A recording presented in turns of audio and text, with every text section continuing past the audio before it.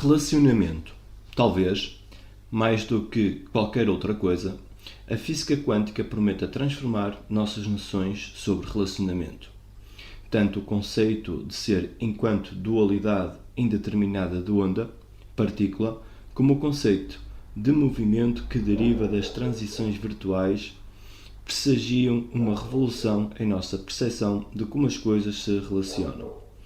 Coisas e acontecimentos que antes eram concebidos como entidades separadas pelo espaço e pelo tempo, agora são vistos pelo teórico quântico como tão integralmente ligados que sua ligação faz às vezes de ambos, espaço e tempo. Eles se comportam como aspectos múltiplos de um todo maior, sendo que suas existências individuais ganham definição e sentido através do contato com esse todo. A nova noção mecânico-quântica de relacionamento vem como consequência direta da dualidade onda-partícula e da tendência de que uma onda de matéria ou onda de probabilidades deve se comportar como se estivesse espelhada por todo o espaço e tempo. Mas, se todas as coisas potenciais se estendem indefinidamente em todas as direções, como se poderá falar em alguma distância entre elas ou conceber alguma separação? Todas as coisas e todos os momentos tocam uns nos outros em todos os pontos. A unidade do sistema completo é suprema. Segue-se disto que a noção antigamente fantasmagórica do movimento à distância, em que um corpo influencia outro instantaneamente apesar de inexistir troca aparente de força ou de energia, é um fato banal e corriqueiro para o físico quântico. Um fato tão estranho a qualquer estrutura de tempo e espaço que permanece um dos maiores desafios conceituais levantados pela teoria quântica. Uma visão da realidade que aceita o movimento instantâneo à distância ou a não-localidade, como é mais adequadamente chamada, princípio que diz que algo pode ser afetado mesmo na ausência de uma causa local. Tem uma coloração obviamente mística. Na verdade, ela afronta violentamente o bom senso e a física clássica. Ambos repousam no princípio intuitivo de que, em algum nível, a realidade é composta de componentes básicos, indivisíveis, inerentemente distintos entre si e que qualquer efeito experimentado por uma parte tem uma causa que a explique em outra parte. Além disso, segundo a teoria da relatividade, nenhuma causa, digamos, sinal, é capaz de viajar de um pedaço de realidade para afetar outro mais rapidamente que a velocidade da luz. Assim, quaisquer ideias de influências instantâneas deveriam estar fora de cogitação. Todo o problema da não-localidade é tão difícil que nem sequer foi levantado nos primórdios da teoria quântica e somente nos últimos anos é que os físicos vêm tentando entender-se com ele. Foi Einstein quem primeiro demonstrou que as equações da teoria quântica prediziam a necessidade de não-localidade instantânea. Para ele, isto era impossível, fantasmagórico e absurdo, como disse, e jamais sentiu-se à vontade com as implicações metafísicas mais amplas da física quântica. A previsão da não-localidade era a prova clara de que ele precisava para dizer que a teoria quântica estava incompleta e mal pensada, e ele se empenhou para que isso fosse reconhecido. Num dos famosos paradoxos da física, o paradoxo de Einstein, Podolsky e Rosen, ou EPR, ele demonstrou, de uma vez por todas, como supôs, que a presumida existência das influências não locais levava a uma contradição. O teor do paradoxo EPR pode ser compreendido se imaginarmos o destino de um hipotético par de gêmeos idênticos, nascidos em Londres, mas separados desde o nascimento. Um deles continua morando em Londres, o outro foi viver na Califórnia. Ao longo dos anos não há contacto entre os gêmeos. Na verdade, um ignora a existência do outro. O bom senso dirá que os gêmeos vêm levando vidas completamente distintas. Mas, apesar de sua separação e da ausência de comunicação entre eles, um psicólogo que vem estudando a vida dos gêmeos observou uma impressionante correlação em seus estilos de vida. Ambos adotaram o apelido de Badger, ambos trabalham como advogados no escritório de um procurador da prefeitura, ambos se vestem quase exclusivamente em tons de marrom e ambos casaram-se com loiras de nome Jane na idade de 24 anos. Como se explica tudo isso? O físico quântico não teria nenhuma dificuldade em acreditar na correlação da vida dos gêmeos. E ele diria que suas equações sempre previram isto e que todas as ligações entre eles são satisfatoriamente explicadas pelo fato de suas existências individuais serem aspectos de um todo maior. Mas Einstein achava que isto não bastava. Em sua teoria das variáveis escondidas, sugeriu como alternativa, continuarei utilizando a analogia dos gêmeos, que é minha e não de Einstein, que devia haver algum fator comum, talvez o material genético comum, que predeterminava a similaridade de suas vidas. A controvérsia foi, enfim, resolvida por um físico chamado John Bell, que sugeriu uma experiência conhecida como Teorema de Bell. Para obedecer ao Teorema de Bell, que determina que se interfira com um dos elementos do par para ver o que acontece com o outro, teríamos de escolher um momento e dar um bom empurrão no gêmeo que mora em Londres, fazendo-o cair da escada e quebrar a perna. Ninguém pode sustentar que a herança genética explicaria o fato de o outro gêmeo sofrer uma queda similar lá na Califórnia. Portanto, se o gêmeo da Califórnia continuar são e salvo, enquanto sua contrapartida londrina sofre o acidente, então a teoria quântica está errada e o Einstein certo. Porém, se o gêmeo da Califórnia cair, Einstein está errado e a teoria quântica correta. Na verdade, o que ocorre é que quando o gêmeo londrino leva o empurrão, o da Califórnia também cai exatamente da mesma forma, no mesmo momento, e também quebra a perna, embora ninguém tenha lhe dado um empurrão. Todos os aspectos de suas vidas são inseparáveis. No nível subatómico, tais experimentos de correlação foram realizados muitas vezes usando-se pares de fótons correlatos. As influências não locais que unem seus estilos de vida foram provadas muitas e muitas vezes. Os padrões de comportamento dos fótons são tão extraordinariamente ligados, mesmo através de qualquer separação espacial, poderia ser uns poucos centímetros ou todo o universo, que parece não haver nenhuma distância entre eles. Experiências similares foram realizadas para provar os mesmos efeitos espantosos de correlação no tempo. Eles conseguem vencer o tempo numa espécie de dança sincronizada que desafia toda a nossa imaginação tão atrelada ao bom senso. Imagine, por exemplo, o caso de dois barqueiros que transportem mercadorias de um lado para o outro do rio, cada qual com o seu barco. O barqueiro A com um barco, o barqueiro B com outro. Quando há um movimento de mercadorias, ambos trabalham em período integral, mas nos períodos de movimento fraco decidem trabalhar em turnos. O barqueiro A trabalha de manhã e o barqueiro B à tarde. Nos períodos de muito movimento, quando os dois trabalham o dia todo, escolhem arbitrariamente o barco que irão usar, sendo que nenhum dos dois considera um dos barcos o seu. Quando passam a trabalhar em turnos, esta arbitrariedade na seleção dos barcos persiste, mas com uma peculiaridade decisiva. Quando o barqueiro A chega para o turno da manhã, escolhe arbitrariamente um dos barcos para usar. Quando B chega para cumprir o turno da tarde, sempre pega o barco que A não usou pela manhã, embora não tenha meios de saber que barco A usou. Assim, embora os dois barqueiros cheguem ao trabalho em horas diferentes durante o dia, continuam a usar os dois barcos como se ambos estivessem presentes. Seus comportamentos estão ligados, apesar da diferença de tempo entre os seus turnos, de tal modo que são sempre correlatos.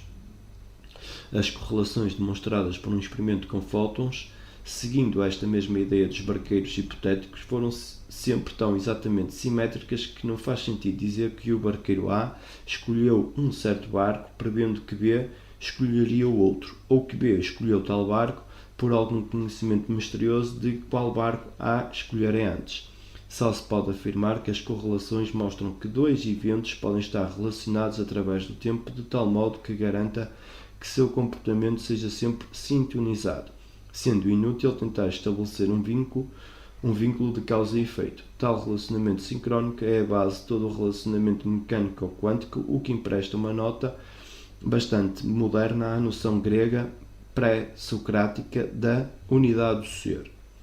Em que medida existem influências não locais correlatas entre dois corpos ou eventos aparentemente distintos é algo que depende da medida em que um sistema esteja num estado de partícula ou de onda. As partículas comportam-se mais como indivíduos e são menos correlatas. As ondas apresentam um padrão de comportamento correlato mais do tipo grupal. Voltarei a esta questão em capítulos posteriores ao discutirmos a identidade pessoal e as raízes da alienação. A existência de correlações quânticas não locais abalou o mundo da física e é um dos principais fatores que impossibilitaram os físicos quânticos de dizer o que significa a sua teoria. Ao longo deste livro estarei pregando analogias entre a não localidade quântica e as experiências de relacionamentos em nossa vida diária. Mas no capítulo 6, onde discuto em detalhe a natureza da consciência, a correlação não local entre corpos aparentemente separados, será um ponto crucial na discussão da consciência enquanto fenómeno mecânico ou quântico. Será, então, importante nos perguntarmos se o novo conceito de relacionamento alicerçado na não-localidade não nos estará oferecendo uma chave para uma compreensão completamente nova de nós mesmos. A consciência e o gato. Por 7 anos vivemos quietas. Conseguimos não chamar a atenção, vivendo e parcialmente vivendo. Eliot, Morte na Catedral. Os que já leram alguns dos populares livros sobre mecânica quântica conhecem o gato Schrödinger. Como as mulheres do coro de Eliot, seu destino é o de viver e viver parcialmente. O pobre animal sofre uma crise de identidade peculiarmente quântica, estando infinitamente suspenso num estado intangível no qual não está nem vivo nem morto.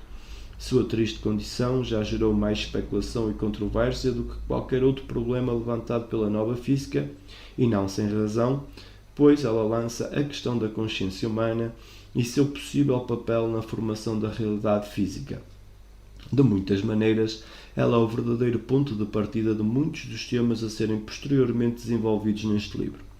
Ficou claro no último capítulo que o enigma central a ser resolvido pela física quântica e por aqueles que gostariam de usá-la para falar sobre o mundo não é como é que as coisas podem acontecer, mas antes, como é que as coisas podem ser ou existir. Se, como a corrente dominante dos físicos quânticos acredita, a realidade, em seu nível mais fundamental, for apenas um indefinido mingau de infinitas possibilidades, um fluxo pululante de ondas híbridas de matéria, como é que se consegue obter o mundo conhecido de objetos sólidos e definidos que vemos à nossa volta? Em que ponto e por que a matéria se torna real? Para ilustrar o problema e seu paradoxo, Erwin Schrödinger, um dos fundadores da teoria quântica, trouxe seu gato para a discussão. O gato Schrödinger foi colocado em uma daquelas indefectíveis jaulas de laboratório usadas para experimentação com animais, só que desta vez as paredes da jaula eram sólidas. Isto é fundamental, pois para compreender onde repousa o paradoxo, não se pode ver o gato até o final da história. Dentro da caixa opaca, Schrödinger arquitetou um experimento macabro. Ele colocou um pedacinho de material radioativo lá dentro, sendo que este material radioativo, para facilitar a metáfora, tem uma chance de 50% de emitir uma partícula de decaimento para baixo. Se a partícula for para cima, ela encontra um detector de partículas que, por sua vez, aciona uma alavanca que libera um veneno letal para dentro do prato de comida do gato. O gato come e morre. De forma semelhante, se a partícula for para baixo, é acionada uma alavanca que libera alimento e o gato sobrevive para enfrentar outra experiência. Os resultados possíveis, para cima ele morre e para baixo ele vive, são os que esperaríamos no mundo do dia a dia. Mas as coisas não são tão simples assim para os gatos quânticos. Na verdade, elas não são nada simples, pois, segundo a corrente dominante na teoria quântica, o gato está vivo e morto ao mesmo tempo. Ele existe num estado sobreposto de ambos os estados de uma vez, como os elétrons, que são considerados ambos onda e partícula ao mesmo tempo. Assim como a libertina quântica que foi capaz de viver com todos os namorados simultaneamente, o ser do gato mecânico quântico de Schrödinger está espalhado pelo espaço e pelo tempo. Sua possível vida e seu possível estado de morte se abrem pela jaula como uma onda de probabilidade que enche o espaço do experimento. Só o que podemos fazer é descrever todos os seus possíveis estados através da função de onda de Schrödinger, isto é, com uma equação matemática que menciona suas várias possibilidades, assim como as regras de póquer determinam os vários tipos de jogo que podemos montar e o que poderemos fazer com eles, sem, no entanto, revelar-nos que jogo sairá para nós do baralho. Isto é uma questão de probabilidades. Nesse caso, a função de onda, a regra do jogo, nos diz que o gato comeu o veneno e morreu, possibilidade 1, e que o gato desfrutou de uma nutritiva refeição e vive, possibilidade 2. Somente quando a função de onda entrar em colapso, no momento em que todas as possibilidades que ela descreve subitamente se solidificarem numa realidade fixa, é que poderemos obter um gato para acariciarmos ou enterrarmos. Um colapso, um ponto de decisão desse tipo, obviamente tende a acontecer mais cedo ou mais tarde, pois, conforme conta na história do gato, quando abrimos a jaula e observamos o animal, ele está, sem sombra de dúvida, morto. Mas porquê? O que matou o gato de Schrödinger? Esta pergunta, que se aplica não só a gatos mecânico-quânticos, como também a nós mesmos e a tudo o que vemos à nossa volta, vai direto à questão: porque existe a realidade? E ilustra o motivo pelo qual a crise de identidade do gato cria um paradoxo.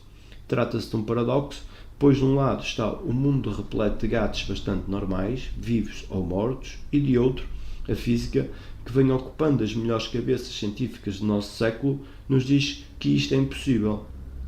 A matemática da equação de Schrödinger argumenta no sentido de que nada tem a capacidade de decidir o destino do gato.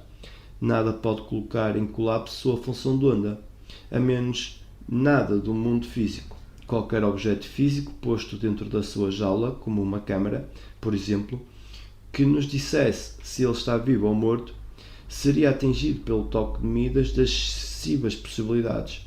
Passaria a apresentar um comportamento mecânico-quântico clássico e começaria a ser todas as coisas para todas as pessoas. Assim, apesar do testemunho de nossos próprios olhos, a teoria quântica nos diz que o gato está e sempre estará, tanto vivo como morto. Compreensivelmente, este paradoxo foi apelidado o problema da observação, porque desafia nossas observações fundadas no bom senso e porque ressalta o papel intrigante da observação e do observador na formação da realidade. A realidade acontece quando a vemos. Desde os seus primórdios, a teoria quântica sugeria que algo muito estranho e de suma importância acontece quando observamos um sistema quântico. Fenómenos quânticos inobservados são radicalmente diferentes dos observados. Este é um dos pontos principais da história que envolve o gato de Schrödinger. No momento da observação ou da medição, elétrons previamente inobservados, que são tanto ondas como partículas, tornam-se ou onda ou partícula. Fótons solitários não vistos que de alguma forma misteriosa haviam conseguido passar por duas aberturas ao mesmo tempo, de repente decidem escolher uma abertura em vez da outra, e o gato vivo e morto se torna algo com o qual podemos nos relacionar. Em suma, o momento em que uma indefinida função de onda quântica de muitas possibilidades é vista ou medida, tem alguma coisa que a faz colapsar para uma única realidade fixa. O gato de Schrödinger não foi simplesmente encontrado já morto quando abrimos a jaula. De alguma maneira estranha, que ninguém compreende ainda, ele morreu porque olhamos para ele. A observação matou o gato. Isto é fato quântico comprovado. Algo no ato da observação ou da medição faz colapsar a função de onda quântica e este feito isolado, tem implicações que examinaremos mais tarde, mas por ser um fato sem explicação e, na verdade, um fato que não deveria existir, ele deixa todas as perguntas interessantes sem resposta e leva, compreensivelmente, a um bocado de especulação quântica e a alguma confusão quântica também. Embora naturalmente curiosos para saber porque, afinal, o olhar pode matar, não há motivo para nos perdermos nesta confusão. Solucionar o problema do colapso da função de onda é algo bem além da intenção deste capítulo. E, como uma das especulações mais comuns sobre sua causa pode ser facilmente confundida com a tese deste livro, acho importante afastar-me o quanto antes desta especulação. O meu argumento é no sentido de que há uma física da consciência e que esta física nos sugere muitas coisas sobre a ligação entre nós mesmos e a realidade física. A base deste argumento, contudo, é muito diferente daquela utilizada pelos que alegam que foi a própria consciência que matou o gato Schrödinger.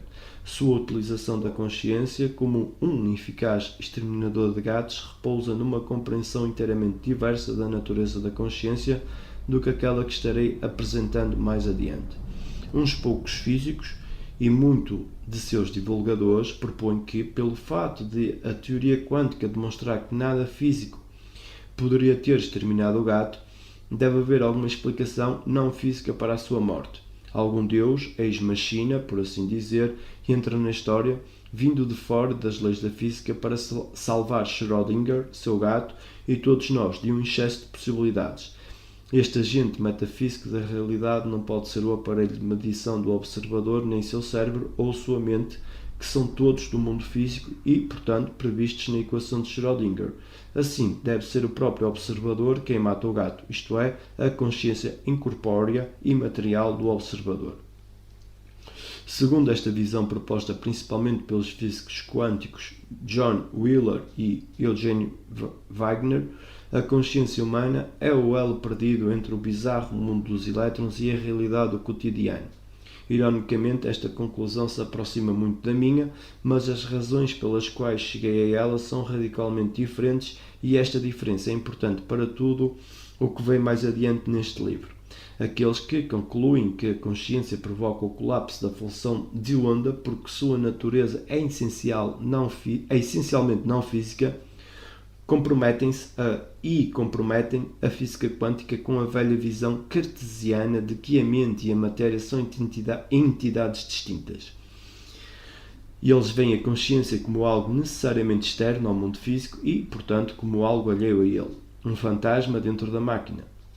Também deixam uma porta aberta para especulações antirrealistas no sentido de que a realidade só existe na mente e que não existe nenhum mundo se não houver alguém observando, deixando-nos a imaginar como é que nós surgimos. Então, quer ser consciente, estava aqui no início de tudo para provocar o colapso da primeira função.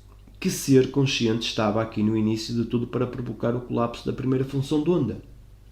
Meus argumentos para sugerir que a consciência é um elo de ligação importante entre o mundo quântico e o da nossa experiência diária têm uma origem muito diferente. Todo o projeto de definir um novo ser quântico repousa na argumentação de que a física quântica e mais especificamente o modelo mecânico-quântico da consciência permite que vejamos a nós mesmos, nossas almas, se quiser, como parceiros integrais dos processos da natureza, tanto na matéria como da matéria. Esta unha de argumentação tem implicações muito diferentes para quem está procurando compreender como nós, criaturas conscientes, nos relacionamentos com tudo o mais no universo. Meu palpite, se eu decidisse especular sobre a morte do gato de Schrödinger, tenderia para o lado dos físicos que sugerem que não há nada paradoxal na realidade em si, mas, antes, há algo errado, ou ao menos incompleto, na teoria quântica.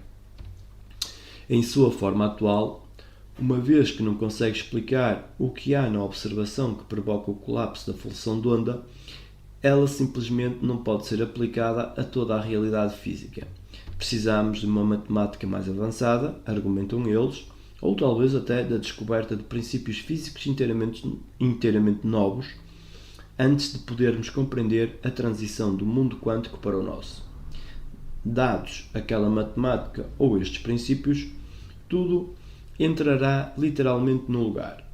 Pessoalmente acredito que o que nos falta, ao menos em parte, é uma física melhor para os próprios observadores, para suas consciências. Ao afastar o tema deste livro da noção de que a mente incorpórea do observador matou o gato, não estou, portanto, negando que a consciência humana desempenha um papel criativo na formação da realidade física. De fato, muitos dos temas desenvolvidos nos capítulos posteriores baseiam-se no facto de que isto acontece e, ao nível da vida diária, a evidência é quase tão óbvia que não parece necessário mencionar. Cada vez que uma pessoa consciente decide levantar seu braço, a consciência está produzindo efeitos na realidade física. Um escultor de madeira ou um construtor de prédios produzem efeitos ainda mais criativos. Mas a habilidade da consciência em afetar os processos quânticos vai mais além, atingindo, ao que parece, o próprio cerne da formação da matéria e levantando questões, tentalizando sobre a natureza da consciência e da realidade. Como a realidade acontece depende de como a vemos. Já vimos que o ato de observar um sistema quântico o transforma num objeto comum. Nossa mera interferência na natureza a transforma e este simples ato nosso exigiria que mudássemos totalmente nossa maneira de nos vermos e o nosso lugar dentro do mundo natural.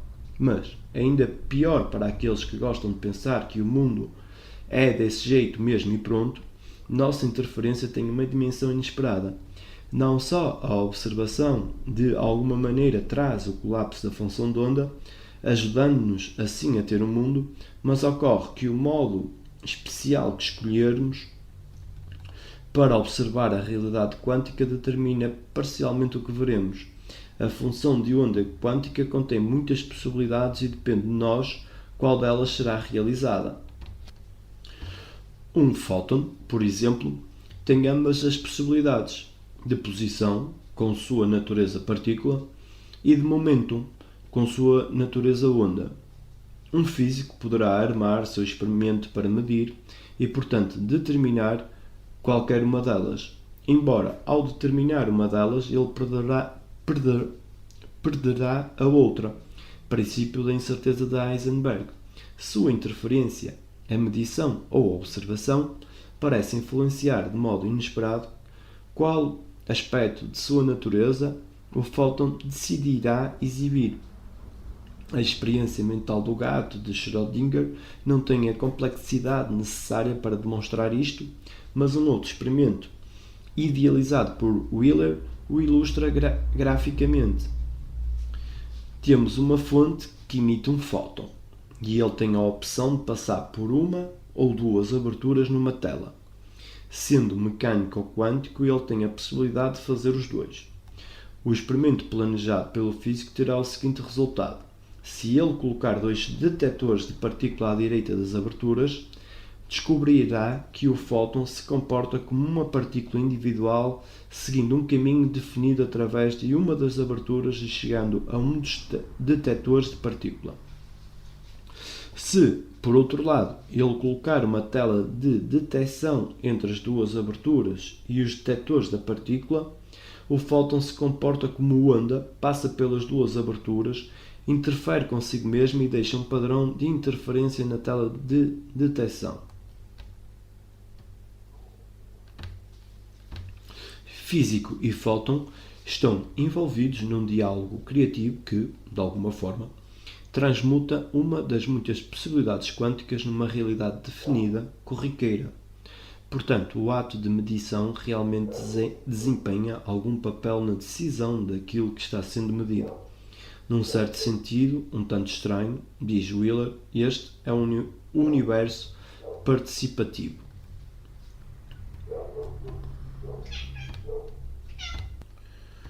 Além das partículas, além dos campos de força, além da geometria, além mesmo do espaço e do tempo, será o componente fundamental de tudo o que é o ato ainda mais etéreo do observador participante? Para captar o sabor desta participação do observador, Wheeler relembra uma velha lenda hebraica. Jeová e Abrão discutem acaloradamente sobre quem tem razão na explicação de por que o mundo é do jeito que é. Você nem sequer existiria se não fosse por mim. Jeová lembra a Abrão. E Abrão responde: Sim, meu senhor, isto eu sei. Mas também o senhor não seria conhecido se não fosse por mim.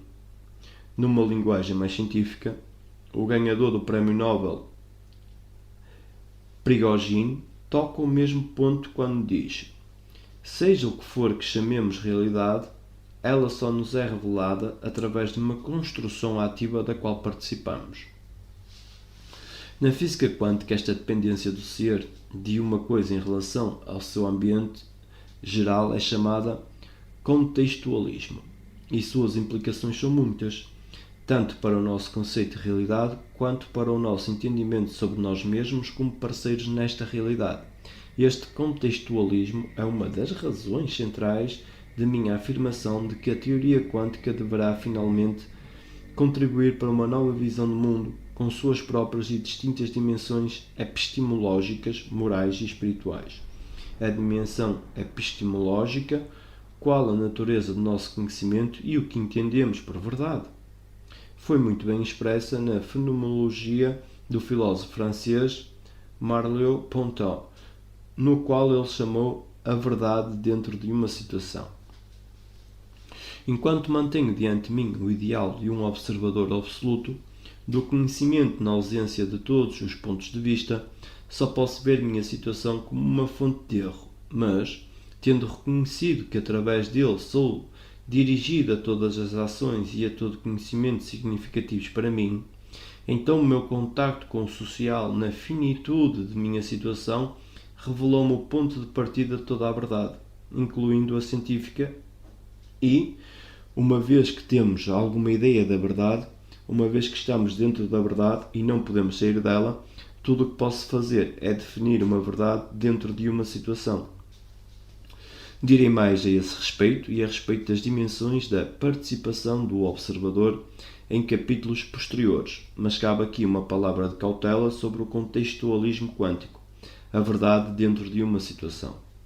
Mal compreendido e forçado na direção errada, o fato de que o observador humano de alguma forma ajuda a evocar a realidade que observa poderia ter implicações culturais desastrosas. Poderia emprestar todo o peso da física à noção muito popular, a meu ver perniciosa, de que o ser individual é o único criador dos valores, de que não há verdade neste mundo, mas apenas a perspectiva de cada um. Em alguma medida, certos livros de sucesso sobre a física quântica encorajaram seus leitores a tirarem tais conclusões.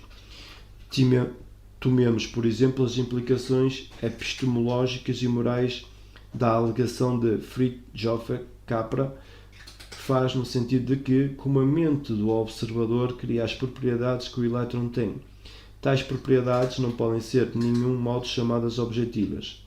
Em física atómica ele diz: ao transcender a distinção cartesiana entre espírito e matéria, a física moderna não só invalidou o ideal clássico de uma descrição objetiva da natureza, como também desafiou o mito de uma ciência livre de valores. Os resultados científicos obtidos por cientistas e as aplicações tecnológicas por eles investigadas serão condicionados por seu estado de espírito. A própria teoria quântica predominante encerra os perigos de tal subjetivismo, para citar a lição de Heisenberg. Assim evaporou-se o conceito de uma realidade objetiva.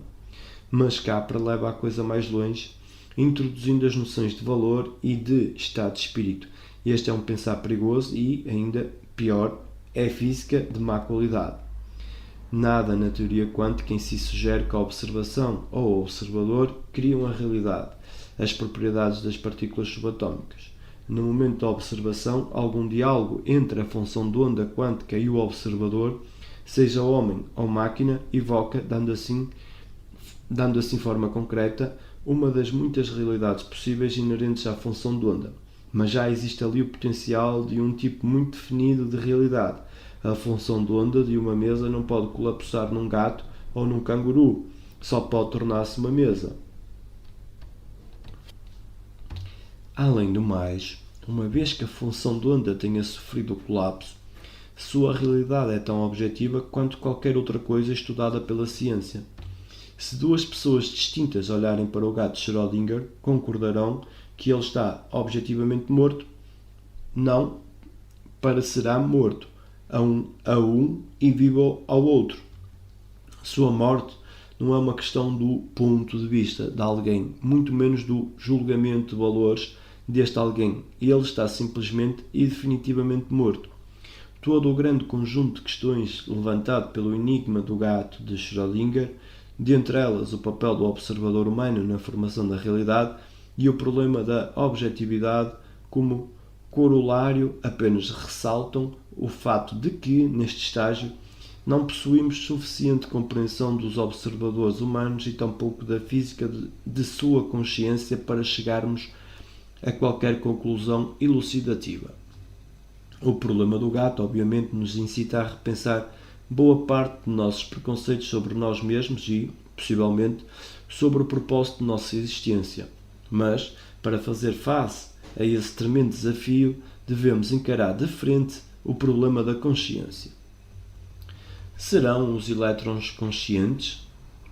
O problema do gato Schrödinger lança o enigma da participação do observador consciente na formação da realidade e sugere que talvez esta seja uma questão a ser abordada pela própria física. Mas isto, por sua vez, lança outros problemas que afetam nossa atitude frente à biologia, psicologia, filosofia e religião. Toda a vasta extensão de disciplinas que têm como objetivo a compreensão dos seres humanos e nosso lugar no universo. A física hoje está no centro de nossas ocupações e o problema da consciência dentro da física é um dos mais centrais. Embora aquilo que o observador vê possa ser descrito nas equações da mecânica quântica, o próprio observador não pode. Não temos uma equação para observadores humanos ou não. Estão fora do sistema quântico. Assim, ironicamente, embora incitando-nos a transcender a antiga dualidade observador-observado, a física quântica, da forma como está expressa nos dias de hoje, na verdade apoia esta dualidade. Ela ainda está constrangedoramente incompleta e permanecerá assim até que possamos incluir os observadores e, ao menos no caso dos observadores humanos, incluir a consciência com a qual fazem suas observações. No entanto, a consciência que se tornou questão de interesse dos físicos talvez seja mais do que somente a humana. Ao considerar a triste condição do gato de Schrödinger, por que não levar em conta como seu estranho estado parece ser ou é, de fato, afetado pela consciência do gato em si, ou pela da pulga sentada em sua orelha, ou, embora possa parecer afrontoso, pelo da partícula radioativa que determina se ele vive ou morre. Algo mais amplo que a questão só do homem ou do relacionamento do homem com a matéria poderá estar em jogo. Alguma coisa do comportamento da realidade fundamental, da forma como está expressa pela nova física, exige que façamos uma reavaliação de toda a questão da consciência, não só da sua relação connosco, mas também cogitando de sua relação com outras criaturas e coisas do universo. Talvez, como veremos mais adiante, até com os componentes mais elementares da matéria.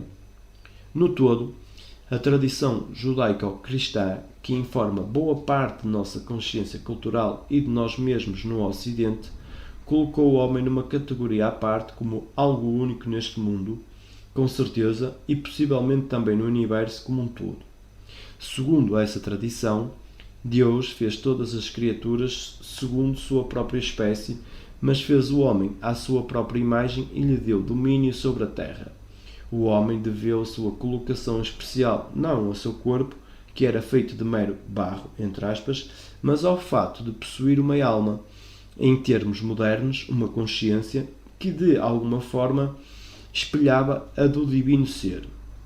Em termos filosóficos modernos, tudo isso foi esclarecido e transmitido a nós no dualismo mente-corpo de Descartes, na divisão da realidade em substâncias pensantes, res cogita, e substâncias puramente mecânicas estendidas no espaço, res extensa.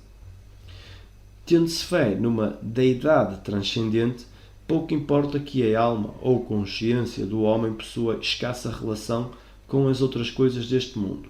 Unidos a Deus, que necessidade temos de comungar com as esferas e as coisas? Meu reino não é deste mundo. Mas, com o advento da ciência moderna no século XVII e a retirada lenta, mas inoxidável da deidade transcendental do esquema das coisas, nossa consciência humana parecia não mais espelhar nada senão a si mesma. Sem o Deus cristão, sem a fé num reino transcendental da alma e segue para a alma, consciência, das coisas e criaturas, o dualismo cartesiano ateu nos deixou de mãos vazias, exceto por um grosseiro materialismo. O senso de ser único pode ter sido escolhido deu lugar ao sentido de alienação comum do século XX, pois somos diferentes de tudo à nossa volta e estamos inoxiravelmente sós. Durante algum tempo era moda entre os modernos psicólogos e filósofos, os behavioristas e positivistas e analistas linguísticos, reagir a esta alienação única, negando sua razão de ser através da negação de toda a importância da consciência e da relevância de todo o mundo subjetivo de pensamentos e emoções. Parece ter chegado o tempo em que a psicologia deve descartar toda a menção à consciência. Ela não mais precisa iludir-se e pensar que está tornando os estados mentais um objeto de observação. A psicologia do behaviorista é um ramo puramente objetivo e experimental das ciências naturais que necessita tão pouca introspecção quanto as ciências da química e da física. Ironicamente, esta linha de pensamento é hoje tão obsoleta para a física quanto foi mutiladora para a psicologia. A visão do mundo cartesiano foi necessária ao cultivo da física de Newton e a todo o progresso tecnológico que seguiu em sua esteira, mas numa cultura pós-cristã ela é filosófica e espiritualmente estéril. Enquanto a alma do homem moderno clama por algo mais, por algum sentido de companheirismo com alguém além de nós mesmos, por uma sensação de estar em casa dentro do universo, nossa razão também exige que compreendamos melhor nossa experiência. A consciência é um fato desta experiência e uma filosofia ou uma ciência que não consiga explicar a consciência está necessariamente incompleta. Isso tornou-se uma verdade familiar aos físicos que vêm lutando para compreender os desenvolvimentos de seu próprio campo, mas ainda é necessário que ela se infiltre na visão dos intelectuais em geral. E se tanto o cristianismo como a ciência moderna pré-quântica estiverem errados? E se o homem não for um ser único? E se, afinal de contas, em algum grau partilhamos com outras coisas ou criaturas do universo o fato de sermos conscientes? Fica impossível ignorar tais questões se levarmos em conta o conhecimento da moderna biologia ou se levarmos a sério as sugestões de filósofos e físicos como Alfred North Whitehead e David Bohm, no sentido de que mesmo as partículas subatómicas talvez possuem propriedades rudimentares de consciência. Antes de explorar nos capítulos seguintes a natureza da consciência humana, sua possível física e as implicações psicológicas e morais daí advindas, seria útil aqui apreciar novamente a questão de qual o lugar dos seres conscientes no esquema geral das coisas. O que mais podemos dizer sobre essa consciência à qual estamos sempre nos referindo e quem mais, ou por mais extraordinário que possa parecer, o que mais a possui? Será que nós, seres humanos, somos realmente diferentes de tudo mais, como vem sustentando a tradição ocidental predominante, ou sob um aspecto importante será a nossa consciência um contínuo com outras coisas do universo? E, se for contínua, até que ponto se estende esta continuidade? A cães e gatos? Às amebas? Às pedras? Ou até elétrons? Já ao começar a pensar desta forma, estamos experimentando uma boa mudança de paradigma. Os outros seres vivos. Somente os mais extremos defensores do caráter único do homem negariam a vida a conscientes mamíferos domésticos como gatos e cachorros. Eles, evidentemente, não estão anestesiados, insensíveis. o critério mais elementar para a determinação de se algo é consciente, e eles se movimentam, envolvendo-se em atividades espontâneas e propositadas. Têm uma capacidade indubitável de sentir prazer ou dor, aprendem do seu ambiente e adaptam-se a ele e, ao menos até certo ponto, são dotados de livre arbítrio. Eles são capazes de fazer e, de fato, fazem escolhas. O senso comum associa todas essas coisas à consciência, no caso dos seres humanos. Se os gatos e cães também desfrutam de uma vida interior, como nós, ou se possuem um senso do eu, é algo sem resposta por parte dos defensores de ambas as teses, mas em geral não temos dificuldade para perceber que são também criaturas conscientes. À medida que nos afastamos dos mamíferos mais comuns da vida diária, descendo pela escada filogenética, a sensação de companheirismo se torna menos impositiva. Argumentos baseados na analogia, nós somos conscientes e, portanto, as coisas que se parecem connosco são conscientes também. Perdem sua força à medida que criaturas cada vez mais estranhas surgem aos nossos olhos, como nem um pouco parecidas connosco. Este é um dos problemas lançados pelo filósofo Thomas Nagel em seu ensaio muito debatido Como é ser um morcego? Quando toda a experiência sensorial e o estilo de vida de uma criatura são tão diferentes dos nossos, fica difícil sabermos como é ser aquela criatura, ou seja, que tipo de vida interior ou experiência interior ela tem.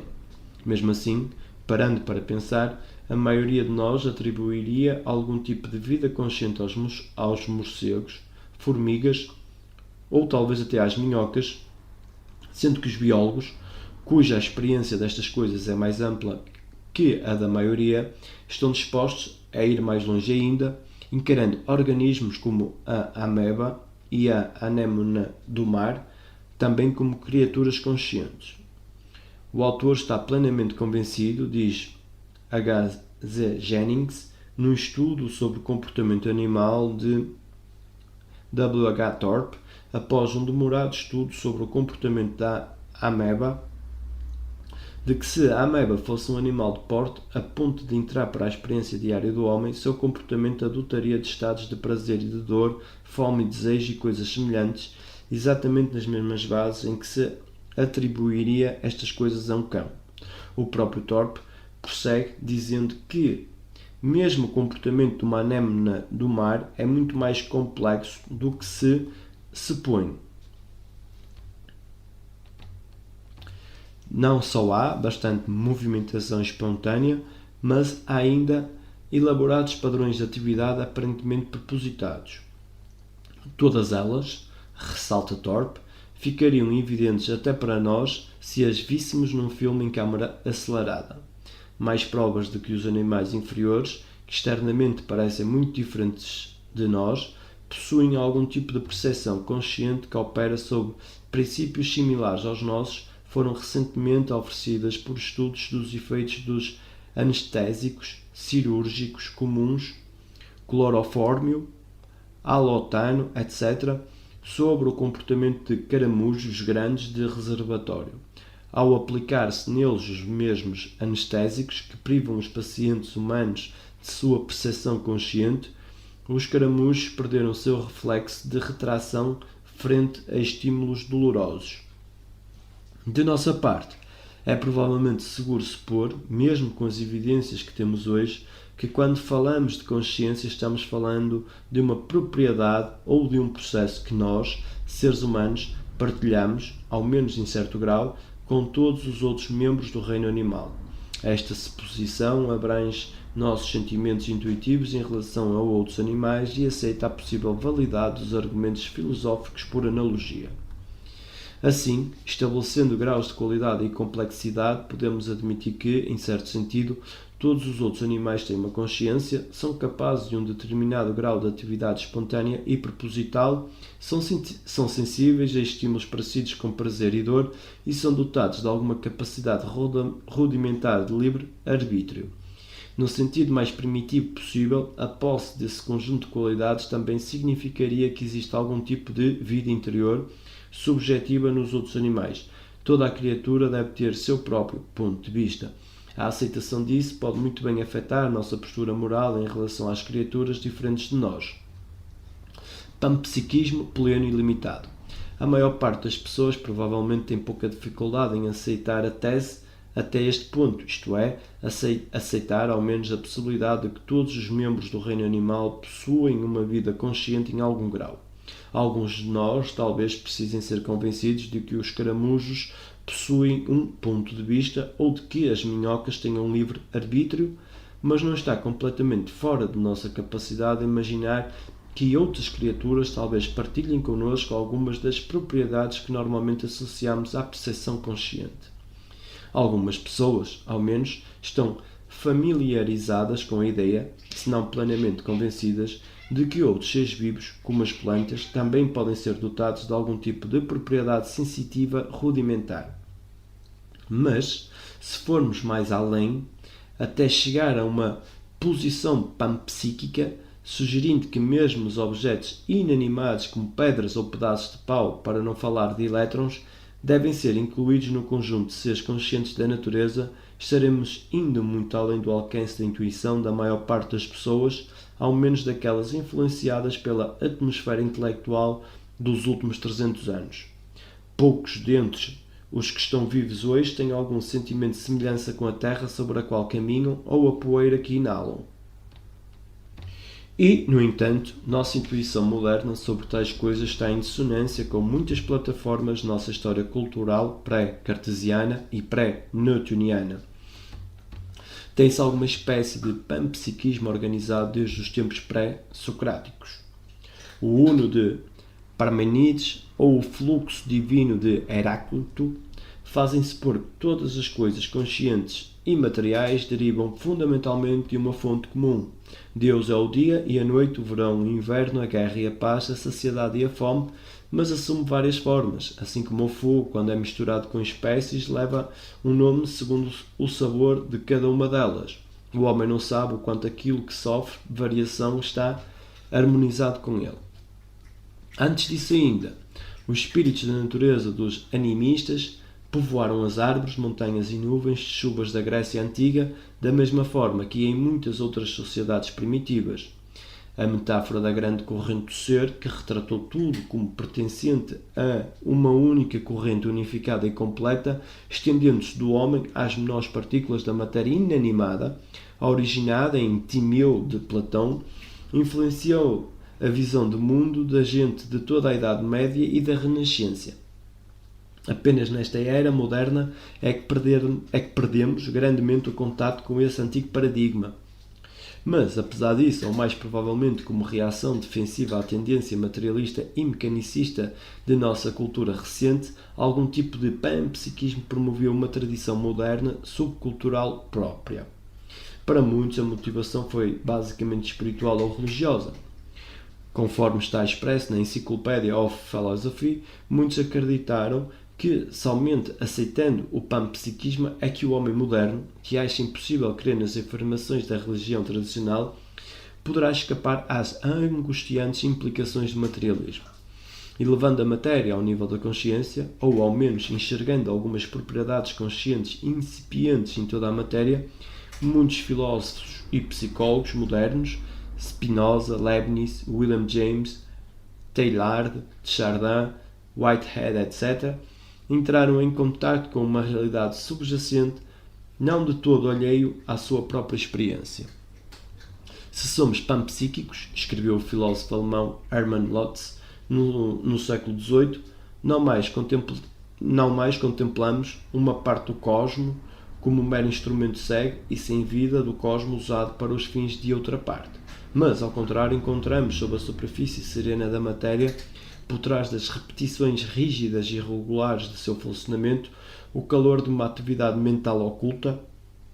O contemporâneo de Lotze, Fechner, via a própria Terra como uma criatura viva, um todo unitário em forma, em substância, em propósito e efeito, e autossuficiente em sua individualidade, uma ideia popularizada em nossa época pelo entusiasmo nutrido pela hipótese Gaia de J.E. Locke. Muitos dos modernos panpsiquistas aceitavam a doutrina em sua forma mais plena acreditando que cada montanha, árvore, flor e partícula de poeira realmente possui uma vida interior psicológica. Mas este não é o tipo de pensamento panpsiquista que nos diz respeito aqui. Antes, devemos nos preocupar em ver o que a física moderna poderá lançar sobre a natureza da consciência, a fim de compreendermos o que há no relacionamento entre matéria e consciência, no nível quântico, que agora faz com que alguns físicos quânticos e mais um punhado de filósofos baseados no trabalho daqueles sejam considerados integrantes da tradição panpsiquista. Há necessariamente uma forma muito mais limitada e cautelosa de panpsiquismo, já que nada na física moderna sugere que as montanhas têm alma ou que as partículas de poeira possuem uma vida interior. A lógica empregada no panpsiquismo limitado tem início no fato óbvio de que há somente um tipo básico de matéria. Segue-se daí que todas as coisas, animadas e inanimadas, são feitas da mesma coisa e que parte desta matéria tem indubitável capacidade para a vida consciente e que, ao menos no nível quântico, há um diálogo criativo entre matéria e consciência de tal forma que a mente consciente do observador, de fato, influencia o desenvolvimento material daquilo que observa. Como disse o filósofo Thomas Nagel, cada um de nós é composto de matéria. Esta tem uma história predominantemente inanimada até chegar aos códigos genéticos de nossos pais. Provavelmente já foi parte do Sol, mas a matéria vinda de outra galáxia faria o mesmo efeito. Qualquer coisa, se suficientemente decomposta e rearranjada, poderia ser incorporada a um organismo vivo. Não é preciso nenhum componente além da matéria. Além disso, a matéria inanimada da qual nós, seres conscientes, somos feitos, está sempre mudando. No caso dos seres humanos, ela muda totalmente a cada 7 anos. Nenhum átomo sequer dos que agora contribuem para o feitio do meu ser físico era parte de mim 7 anos atrás. Nossos corpos vivos estão em constante e dinâmico interrelacionamento com outros corpos e com o mundo inanimado à nossa volta. Então, como podem os mesmíssimos átomos ser parte de uma estrutura consciente num dado momento de sua história e parte de um objeto inanimado em outro?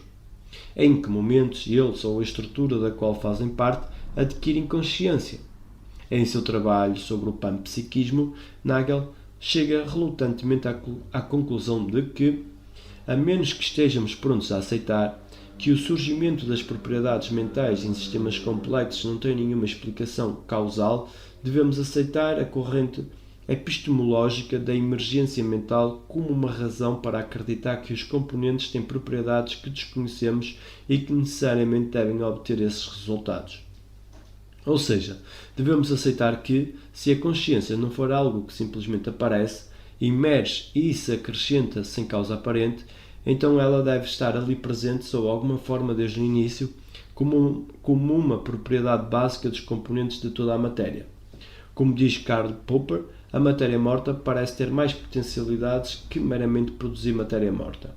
Mas, quando Nagel sugere que algum aspecto da mente ou consciência possa estar associado a toda a matéria, está-se referindo ao que ele denominou propriedades protomentais, uma espécie de aspecto mental elementar da realidade que só se torna propriamente consciente quando adequadamente combinado a um sistema complexo. Ele argumenta que tanto essas propriedades protomentais como a matéria elementar com a qual estão associadas talvez derivem de uma fonte comum, de um nível mais fundamental da realidade, que tem em si mesmo um potencial duplo de se tornar tanto mental como material.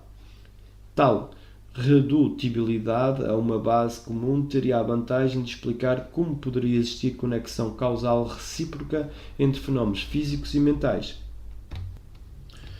A descrição que Nagel faz de uma realidade mais fundamental é que a fonte comum de ambos, aspecto mental e material do mundo, é certamente compatível com o que se conhece da realidade quântica e da dualidade onda-partícula e também partilhada por alguns importantes físicos quânticos.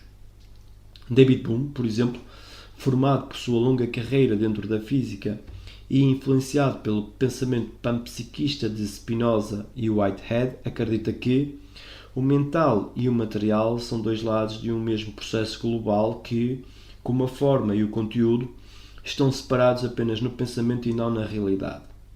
Há uma energia que é a base de toda a realidade. Nunca há divisão real entre os lados mental e material em nenhum estágio do processo global. Para Bohm, como para Whitehead, e Teilhard de Chardin, que vieram antes dele, essa visão da realidade como processo leva a considerar a presença de propriedades protoconscientes, o protomental de Nagel, ao nível da física das partículas. Vimos no último capítulo que, de alguma forma desconhecida, um elétron ou fóton, ou qualquer outra partícula elementar, parecem saber sobre as mudanças em seu ambiente, aparentemente reagindo de acordo com elas. Isso é válido, ao menos sob condições experimentais, sendo um dos dividendos mais misteriosos do problema da observação. No famoso experimento das duas aberturas, utilizado para ilustrar a dualidade onda-partícula, os fótons comportam-se de forma muito diferente se antes da detecção lhes for oferecida a oportunidade de passar por uma abertura ou por duas. Se apenas uma abertura estiver livre, eles se comportam como partículas, atingindo a superfície detectora como uma corrente de disparos a bala. Se há duas aberturas, eles se comportam como ondas e criam um típico padrão de interferência na outra extremidade. Eles parecem saber que aspecto de sua natureza dupla é exigido pela experiência e comportam-se de acordo com isso. Na experiência de escolha retardada com fótons feita por Wheeler e discutida no capítulo anterior, esse conhecimento do ambiente experimental é verdadeiramente fantástico. Ali, o fóton tem as duas aberturas livres o tempo todo, só que mais adiante ele encontra a opção de um detector de partícula e uma tela de interferência, um dos quais foi colocado em seu caminho após ele já ter passado por uma ou duas aberturas. Mesmo nesse estágio tardio, ele parece saber o que o espera e parece escolher quase radiativamente tanto seu trajeto como, portanto, sua natureza. Só depois de atingir um ou outro obstáculo é que podemos saber se ele passou por uma ou por duas aberturas. Bohm usa uma bela e evocativa analogia para ilustrar essas propriedades aparentemente sábias das partículas subatómicas. Ele compara o movimento dos elétrons no laboratório ao de bailarinos obedecendo a uma partitura musical. A partitura seria um banco de informações comum a todos e que orienta cada um dos dançarinos à medida que executam seus passos. No caso dos elétrons, a partitura é evidentemente a função de onda. Como no caso dos dançarinos, os elétrons participam de uma ação comum baseados num banco de informações comum. Não puxam ou empurram uns aos outros mecanicamente, segundo leis do tipo da física clássica. O fóton parece saber quantas aberturas estão livres. Cada elétron é sensível não só à informação ou sentido latente em seu próprio pacote de onda, sua parte dentro da partitura, mas é também não localmente reativo devido aos efeitos da correlação quântica à informação latente na situação como um todo, os movimentos de outros elétrons, a disposição do aparato experimental e talvez até as intenções conscientes do próprio físico. Para Bohm, esta partilha de informações, este saber mútuo, talvez represente uma percepção consciente elementar da parte do elétron. Se ele estiver correto, ou, para sermos mais cautelosos, mesmo que haja alguma coisa nos eventos quânticos que hoje justifique o fato de levantarmos tal possibilidade, isto se torna mais um modo pelo qual a nova física nos força a mudar toda a nossa maneira de ver o mundo material e nossa relação com ele. No entanto, devemos ser cautelosos. Dizer que uma visão panpsiquista limitada seja compatível com a física quântica não é afirmar que aquela é necessária a esta. Não há nada na teoria quântica desenvolvida até agora que tenha qualquer coisa a dizer sobre as origens da consciência na realidade quântica, nem sobre a existência possível de propriedades protoconscientes associadas às partículas subatómicas elementares. Mesmo a dança dos elétrons de Bohm é, no estágio atual, apenas uma metáfora envolvente. Tais possibilidades são sugeridas pelo comportamento misterioso dos fótons e dos elétrons no laboratório e pela natureza participativa do relacionamento observador-observado. Porém, a teoria quântica em si deve ainda abordá-los, e, na verdade, ela não tem como fazê-lo enquanto não alcançarmos uma melhor compreensão da natureza da consciência em si. Por fim, qualquer discussão realmente produtiva sobre as possíveis propriedades conscientes das partículas elementares ou mesmo do relacionamento da matéria e consciência entre si pede um casamento da física com a psicologia que só pode se realizar mediante um bom modelo de como a consciência realmente funciona. um modelo da física da consciência. Tal modelo poderá, então, ser utilizado para explorar a questão de se a consciência que conhecemos e reconhecemos como tal em nós mesmos e em outros animais é uma propriedade emergente de sistemas complexos de vida, ou se os sistemas complexos de vida simplesmente têm a capacidade de organizar de forma lógica as propriedades protoconscientes da matéria mais elementar.